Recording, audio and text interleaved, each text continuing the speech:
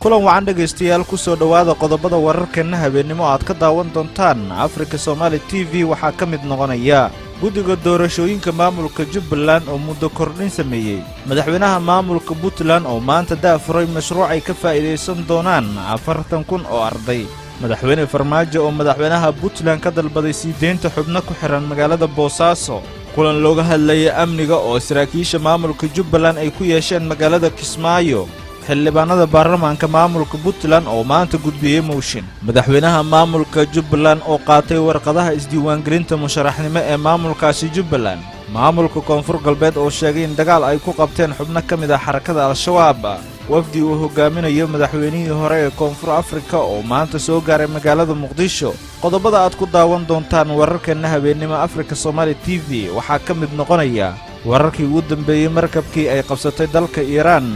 Iran oo sheegtay in maraakiib ay leedahay dalka UK ay ku xadgudubtay badeeda daawade haddaad nagu cusub tahay fadlan subscribe saar like saar lana wadaag asxaabtaada